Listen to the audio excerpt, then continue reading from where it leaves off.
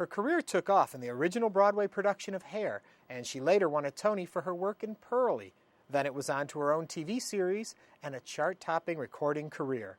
But during the 90s, personal and professional setbacks left her unemployed, broke, and in the middle of a painful divorce. Never one to give up, she turned toward faith and found a purpose for going on.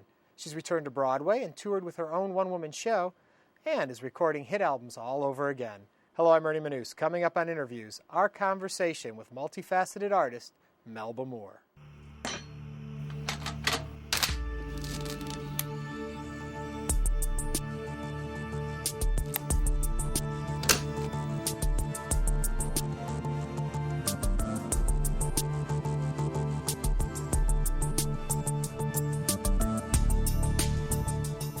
If you were to start your career today, how would you approach it differently than when you began?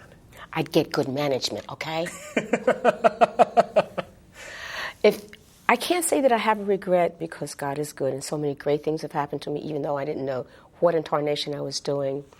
The most difficult and frustrating thing is going down a path and you don't know how to go and you don't know who to ask and you just don't know what you're doing from one moment to the next. So you can't really plan. I mean, if you see certain people's careers that have been consistent and been good, they've had good management, somebody to help plan and counsel them, because especially when you're very young, you don't know. Right. So if you have good counsel, you're very blessed. But if you don't, well, you do the best you can. Is there any way, even today, to find that when you start out? Because so many people begin their careers so young, and you often hear about people with big hits early in their career and never have anything to show for it because of the original contracts and the initial start. Is there any lesson? Is there any place people can go when they're starting out? Well, now you can go study. I'm going to take a course with my daughter called the Business of Art. So 30 years ago, when I was going to college, there weren't any such courses. But this is America. We're still the newest nation on the planet. And so a lot of the industries that we've created now have been collected into a body of knowledge. And if you look at it that way, you can say, oh, okay, I guess I'll forgive God. Some things like internet and the industries that are on there now and the independent business things that we've just created out of the need to create and the need to be entrepreneurs. They didn't exist before, but we're a very creative nation. I like to look at it that way. And now there are places you can go and study that. We still need people in good management. Everybody wants to be in front of the camera, in front of the stage, and what can I say? I can't discourage you from that because I absolutely adore it. But wherever you can learn about how to budget, how to sell yourself, how to promote yourself, how to get up, in spite of the fact that you might be scared, get up in church, get up in school, and get the experience of not only doing your art, but learn how the business part of it works. All my career, I've heard people say, you don't need to manage yourself. Somebody should book you. But when you're sitting there unemployed, you get up and learn how to book yourself. If you do that, you'll get the privilege of getting someone who can book you, and if they don't know how to, both of you can learn it together. So if you don't know, learn those other aspects, not just the art. Even if it's difficult, even if you don't have a propensity for it, you can learn just as good as another dummy. That's my philosophy. Okay, take me way back to the beginning. You started off wanting to play piano or just learned piano, but that wasn't where you began? Well, I started off when my mother was a single parent. I didn't have, my father wasn't with me. And she was a professional singer, and so she was traveling, singing all the time. So I was raised by a very interesting woman that I call Mama Lou. And at that time, there was no music in my life, but my mother married a wonderful man by the name of Clement Moorman, who was a musician, a pianist, and they formed a group. He had 2 children, a son and a daughter, and he made us all take piano like he did. He played the piano, so everybody played the piano. And what happened was I fell in love with music, and so my brother, unfortunately, he's passed away. He became a wonderful pianist. But he and I used to fight over who's going to practice on the piano. It was in my blood, but I would never have known it if my mother had not married a musician. And that's where I just fell in love with it. Then I discovered I could sing. And I wasn't so enamored with that. I began to think as a musician and feel as a musician. But then I loved dance. My mother gave me dance lessons when I was about 5 years old, and I fell in love with that. So I really didn't know what I wanted to do. I just loved the arts. I wanted to be in it some way. Was the voice something that had to be trained, or was it something that was just there, a gift? it was just there, but being African American and, growing up in the blues and R&B, I had a legitimate lyric soprano voice at the age of 5. So I said, well, heck, I ain't going to make no money if I don't learn how to sing the blues. Yeah. So I guess, like every red-blooded American, I wanted to be a pop singer. So I studied R&B music. I studied whoever the blues singers were out at that time. But then, if I remember correctly or understand correctly, you get done with college and you become a teacher. Yeah, well, my parents said, and they were musicians, they said, get a real job.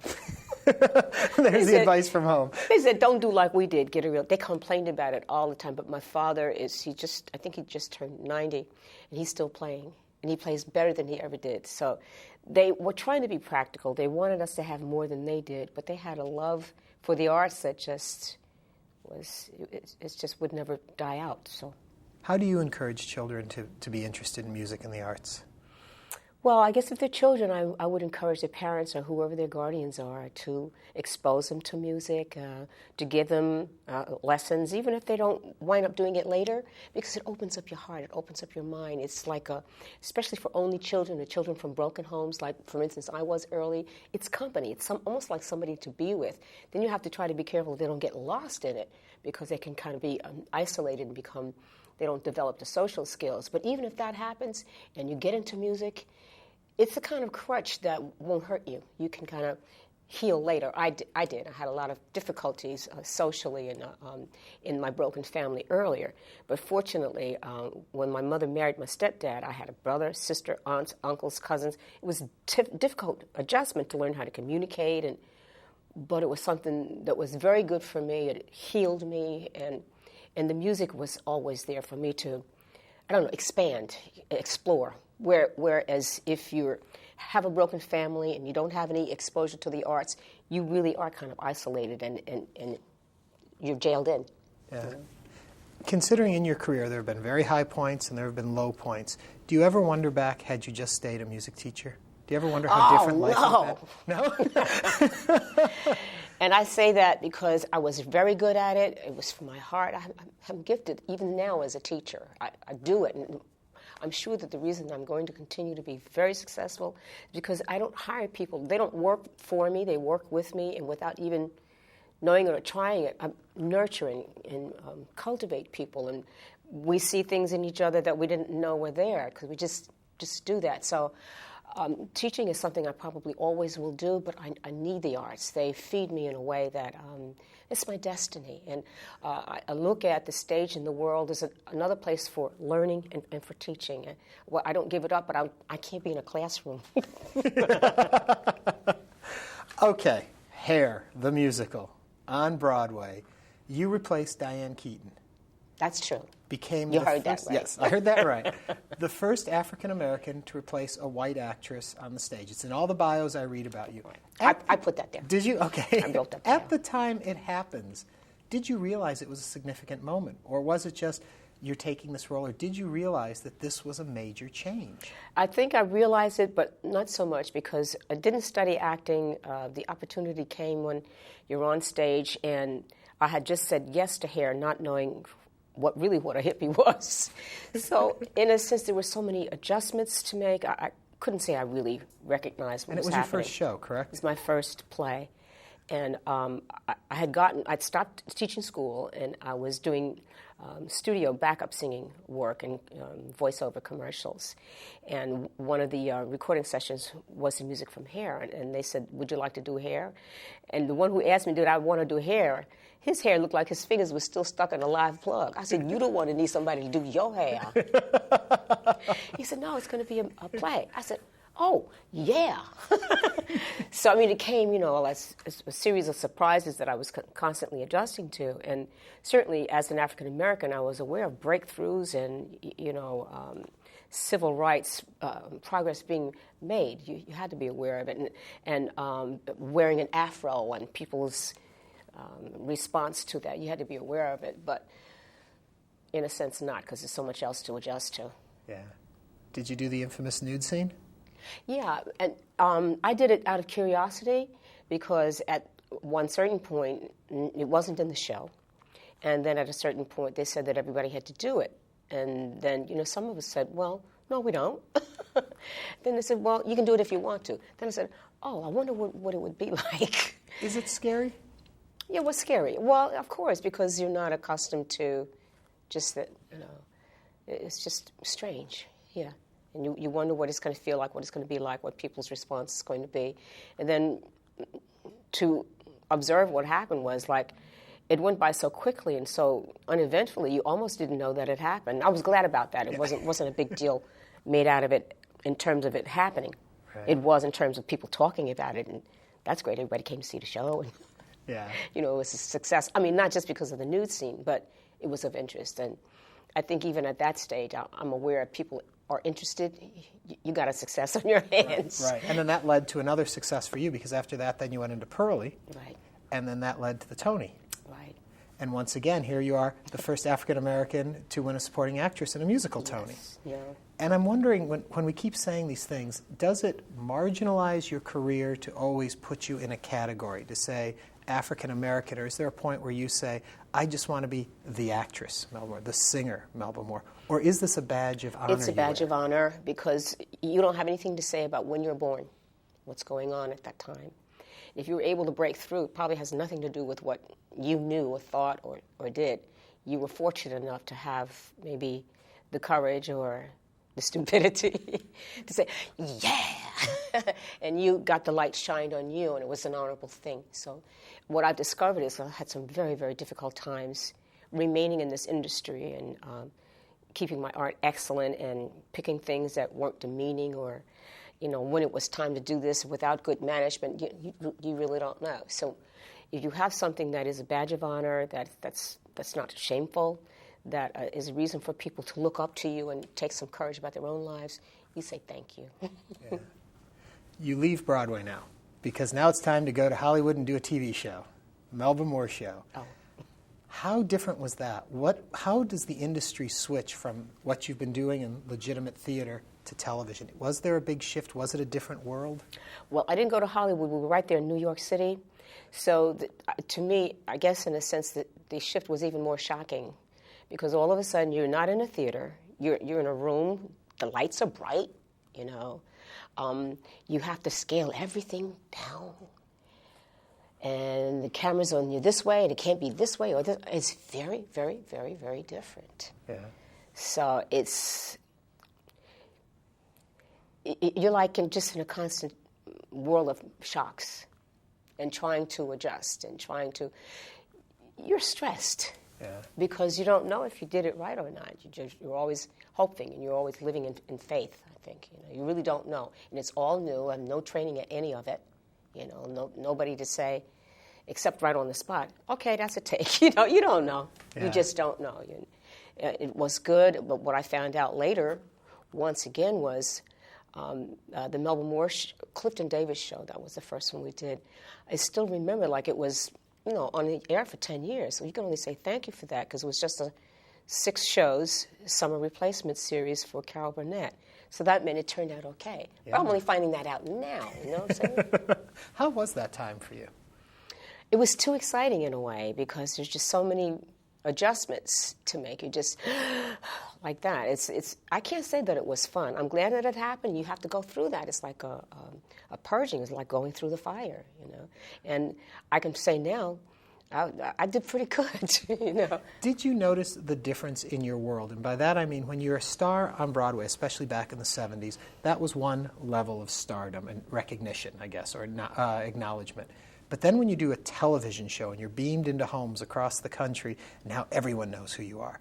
Did you notice that shift? Did you realize I don't think so, because it was all happening kind of at the same time. I'm trying to think.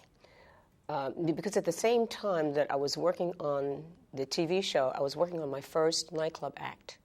So I was getting ready to do my first tour. And again, those are two kind of very, very different things.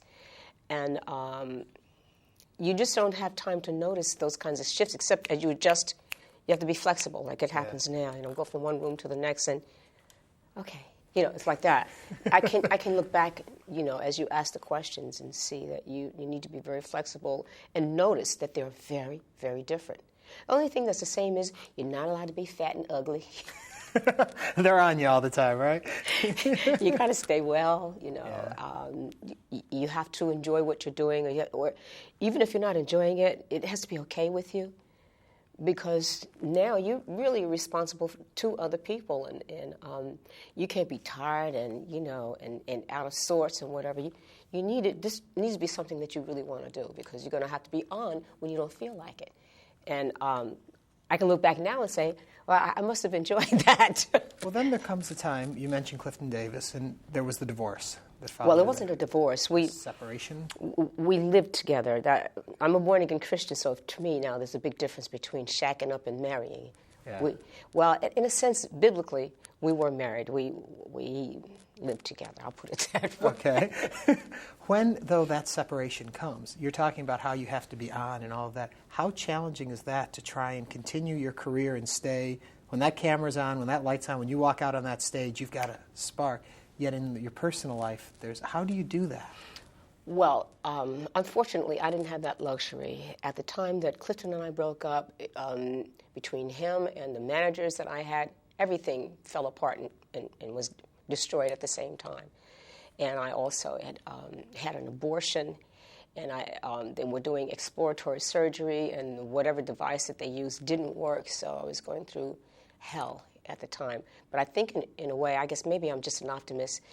It was good it all happened at once. Got it all out of the way at one time. Yeah, I was like flat on my back for about a year because it gave me appendicitis, so I had gangrene, you know, to have the emergency surgery. And since they didn't know what was causing it, they did exploratory, which it took me a long, long, long time to recover. And at the same time, my managers had really ripped me off badly, so they spread rumors about my being on drugs, and basically I was shut down. Yeah. So it was just a matter of, okay, what's going to come first? So I figured, well, you need to get well first. So that's what I did first. And then after a year or so of trying to recover, I started to see. That's why I'm such a strong supporter of, if ain't nobody booking you, you book yourself. You get out there and do it. There was no one to do it, and everybody believed that I was some kind of crazy person. So I had to go where I could get support and start again all by myself. You mentioned your Christian beliefs, and you also mentioned the abortion. How do you balance those two things within yourself? Well, fortunately, there's a whole big pro-life movement now that somebody like I can go and say, I'm sorry for my abortion, and I encourage you to do the same thing as I ask the Lord for forgiveness and speak out about the traumas and the terrible damage that it does to women that hasn't been spoken about. So there's a platform for me. I don't just have to suffer and feel guilty. I can release that. I'm Catholic, so I go and confess it. I go in and take the body, blood, and of Jesus, and I know that makes a difference, and that's the way I live my life, so I can tell that that's gone from me, except in terms of it's very important to help people to choose what's good for them, not to preach at them, and to have a good life, whatever it is you're doing. Yeah. Yeah. Okay, over to trivia again. Okay. Never Can Say Goodbye, the song. Written about you?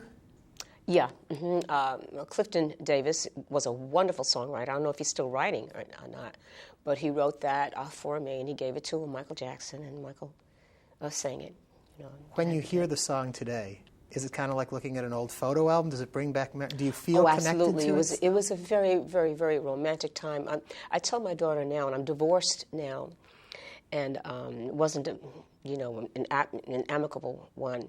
But you know what? To be in love and to have the experience of supporting each other and the miraculous things that can happen between two people, and it doesn't have to be a romantic love, just two human beings who really live the principles of love one another. It's an incredible piece of heaven on earth that everybody should experience, even if it doesn't last. Better to have loved and lost than Absolutely. Ever to have loved at all. Yes. It brings back just that euphoric, romantic. It's, well, how could I have even thought like that? But I remember it, and it was true, and it was real. Yes. Then you take a shift again. Now, R&B queen, You're disco very queen. good. Oh, why, thank you. I'm going right there with you. Why go into the recording world? Why take Well, that's that what I big always jump wanted in? to do. That's what I had started out to do. I was in the recording world and got called over to do hair and then Purlie. And then once I had an opportunity to recover, there was also the opportunity to try again to be, well, I started as a backup singer in the recording world, and I was hoping to become a lead singer. But now I had a chance to try again, so we did. What did you learn, do you think, from working in the early days in recording? And I read the list of people you worked with, and it's rather impressive. Mm-hmm. What did you take lessons from those folks when you went into the studio to start being your lead vocalist, singer? Well, the one thing I can kind of remember now is you don't have to be a great singer, but you have to get people's attention. You have to touch them. You have to move them. You have to be memorable somehow. There's so many artists and so many great singers, so many bad singers. You have to do something to leave your identity with them. You have to grab the heart somehow. Yeah. You don't know what that is, so you just got to keep trying, with all your heart, though. What do you think it is that you bring to it? Well, definitely a long, high note. That's for sure. I read, and I keep seeing this over and over again, legend, R&B legend. Oh. When you first read something like that, do you get a thrill? Do you think, oh no? Do you say, yeah, I kind of I think I'm blessed to be among those people who survived, and people see you, and I've been around a long time now, so I get to be called a legend. Just because you're still here? Uh-huh, because I made it, because I survived, yes. And once again, this time, a marriage and then a divorce that was very messy, left you with nothing. Right. Except my beautiful daughter. You have your daughter, yes. But financially gone, you lost where you were living, Yeah, career. everything. You two had done your management together, That's so right. he took everything from you. Right. I would say pretty much as low as you can get. You're right. Granted, you still have your daughter, but still. Yes. And then your daughter goes and lives with Bill Cosby? Well, she doesn't like me really to talk about that, and I don't know the facts of it, but I know that she was living with their family, and that she and Evan are still very close friends. They became close in high school. And I just say thank you because she was in that environment, because I know he's a good man, he and Camille, and they have a wonderful family. And so I don't know what all the facts were because she was estranged from me at the time. Okay, back over to you then. Okay. So as low as you can probably go. Yeah, absolutely. How do you get out of that? How do you just not say, this is the second time, I've been battling this whole business for so long, I'm done? What gets you I said up? that a lot of times, but I'm a Christian, and I can't take credit for that. I can only say, thank you, God is really there. And I stay in that Bible, and he says, I love you. I did this to you. I said, oh. All of a sudden, you become aware of God's presence, and he says, I did it for you, not for your destruction. And then I said, okay, well, what did you do? So what did you learn? What do you think was what the I reason learned for for? He got a special purpose for me, as he does for everybody. And he gave me this desire. I have a passion. And he's making me into what he wants me to be, right in front of people. And I see the change. And although it really is hurtful, I see the change. I see that I don't look worried. I don't look sick. I don't look downtrodden. I look like, well, here she come again. I said, well, maybe I better pay attention to that and keep trying to hold on to that. He says, hope. He says hope. I don't know about these things, but and when they're not in front of me, then I give into despair. And he says, well, keep me in front of you. And so I keep it in front of me. And this has been going on now for about 20 years. So, and I'm doing okay. So I can only look at the results. And now, as time continues, you see there's a path there. There's a pattern. Yeah. There's a concrete physical thing for you to look at to tell, no matter how you feel, if you're doing okay or not. Yeah. And then people are telling you. And I'm still in the public, and I'm more in the public than I was before. And so there's more confirmation. You have to have confirmation. You can't just know yourself. Right. Well, when most people bounce back, they don't bounce back onto Broadway. And now you're in Les Miserables. I mean, you just go like here. Right. It's just amazing to me. Well, those are the things, too. And I didn't have any work, so I created my own one-woman play, because I've heard people do that. Right. And the Bible says you overcome by the blood of the Lamb and the word of your testimony. Once I discovered what that was by being in the church. So just your testimony in the church is, what did Jesus do for you, and how did he bring you through? And you think through that and you script it. But in the theater, it's your autobiography. I said, oh my God, it's the same thing. Okay. And I had just put it up on its feet in a little storefront in Hollywood, Florida, when the casting person from Les Mis came and saw my little raggedy play. And he said, oh, I didn't know you could sing like that. I didn't know you could act like that. You'd be perfect for Fantine on Broadway. So I take this as, well, I'm okay. God's got his hand on me. Most definitely. So those are little signs to let you know, stay right there. I mean, I didn't have an agent. I would never have thought to even try for Les Mis. Yeah. I was just trying to survive. And now you're touring again, recording again. What is it you want to do? Where is the direction you want to go with all of this? Do you have a path now? Yes. Well, definitely I see that I have a blessing in legitimate theater. And once again, I want to do a friend a favor by coming to his showcase and just singing some songs for. He has a kind of an open mic on thing. And I think it's Jeffrey Calhoun and John McDaniels, who are the music director and the acting director of Brooklyn, were in there that night. So I didn't know, but I was doing an audition. And they said, we want you for Brooklyn. I said, Brooklyn? So I've been really in the church world. I haven't been to the theater. I don't know what's going on there. He says, oh yeah, it's a Tony Award winning play. I said, they started telling me what it was about. I said, well, yeah. Yeah. And here you are, back again, and all I can say is we're out of time. Melba Moore, what a treat. Thank you so much. Thank you. Melba Moore.